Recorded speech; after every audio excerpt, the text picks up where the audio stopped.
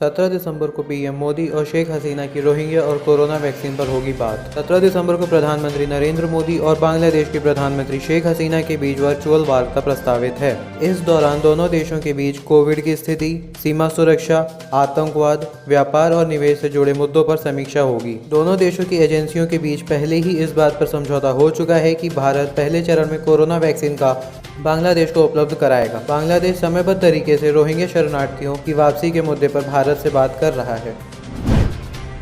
किसान आंदोलन के चलते दिल्ली से सटे आधा दर्जन से अधिक बॉर्डर सील। 3 केंद्रीय कृषि कानूनों को वापस लेने की मांग को लेकर किसानों का धरना प्रदर्शन 8वें दिन में प्रवेश कर गया। दिल्ली, हरियाणा और यूपी के तकरीबन दर्जन भर बॉर्डर सील हैं, जिससे लोगों को आवाजाही में खासी परेशानी का सामना करना पड़ रहा है। दिल्ली एनसीआर में आवागमन के लिए वैकल्पिक मार्ग हैं, लेकिन यहाँ पर लगने वाला जाम लोगों को समस्या बढ़ा रहा है। विज्ञान भवन में गुरुवार को केंद्रीय सरकार और किसान संगठनों के बीच चौथे दौर की लंबी वार्ता में पहली बार दोनों पक्षों के बीच विवादास्पद मुद्दों पर सहमति बनी है। माना जा रहा है कि सरकार प्रस्तावित कानूनों में संशोधन पर विचार करने को तैयार है। केंद्रीय सरकार ने कोरोना वायरस महामारी से उत्पन्न स्थिति पर चर्चा करने के लिए आज सर्वदलीय बैठक बुलाई। संसद के दोनों सदनों में पार्टियों के नेताओं को शुक्रवार सुबह 10:30 बजे होने वाली ऑनलाइन बैठक के लिए आमंत्रित किया गया था। प्रधानमंत्री मोदी इस बैठक की अध्यक्षता कर रहे हैं। वायरस के प्रसार को रोकने के लिए राष्ट्रव्यापी लॉकडाउन के दौरान 20 अप्रैल को पहली बैठक आयोजित हुई थी। मोदी संक्रमण की स्थिति और हालत की समीक्षा।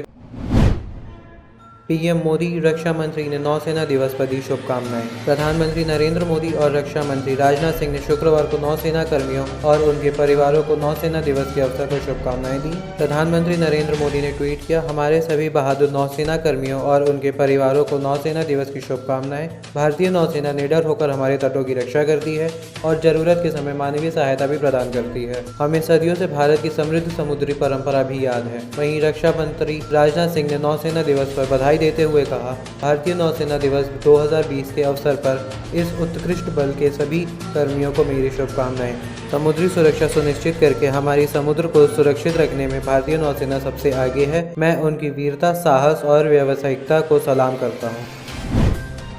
ब्रह्मपुत्र नदी पर सबसे लंबा पुल बनाएगा भारत। केंद्र की नरेंद्र मोदी सरकार ने भारत सीमाओं पर मजबूत सड़क नेटवर्क खड़ा करने की कड़ी में ब्रह्मपुत्र नदी पर देश का सबसे लंबा पुल निर्माण करने की मंजूरी दे दी है। यह पुल विशाल ट्रांस एशियाई गलियारे का एक लिंक होगा, जो पूर्वोत्तर भारत और भूटान को वियतनाम से जोड़ेगा। यह पुल चीन की सड़क परियोजनाओं को भी संतुलित करेगा। यही नहीं, इससे त्रिपुरा, बराक वैली आदि क्षेत्रों का आवागमन सुलभ हो जाएगा।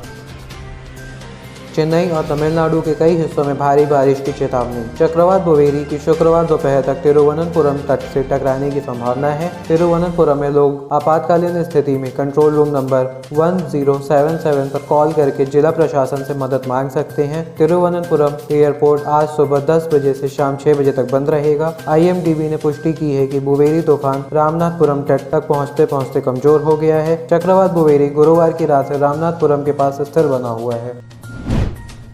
दिल्ली सरकार की योजना, हर चौथे व्यक्ति को लगेगा कोरोना का टीका। दिल्ली में पहले चरण में हर चौथे व्यक्ति को कोरोना वायरस का टीका लगेगा। Rajiv Gandhi super speciality hospital में टीके का भंडारण किया जाएगा और मोहल्ला से लेकर पॉलिटेक्निक तक में टीकाकरण चलेगा। इस योजना में 20 से 25% आबादी को किया जाएगा शामिल। दिल्ली स्वास्थ्य विभाग के अनुसार सभी तरह के चिकित्सीय संसाधनों की संख्या करीब 745 है। एक दिन में यहाँ 10 लाख से अधिक लोगों को टीका लगाया जा सकता है।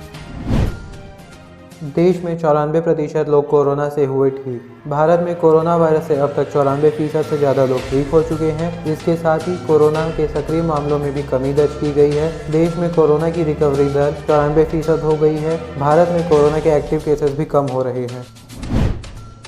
GHMC चुनाव में 88 सीटों पर भाजपा आगे। ग्रेटर हैदराबाद नगर निगम चुनाव के शुरुआती रुझानों में भारतीय जनता पार्टी ऐतिहासिक जीत की ओर बढ़ती नजर आ रही है। शुरुआती रुझानों में भारतीय जनता पार्टी 88 सीटों पर आगे चल रही है, जबकि सत्तारूढ़ TRS 33 सीटों पर आगे है। भारतीय जनता पार्टी की ओर से अमित शाह समेत कई बड़े नेताओं प्रचार के लिए उतरे। भाजपा की यह बढ़त यह भी दर्शाती है कि अगर ग्राउंड लेवल पर काम किया जाए तो उसका परिणाम हमेशा सकारात्मक ही आता है।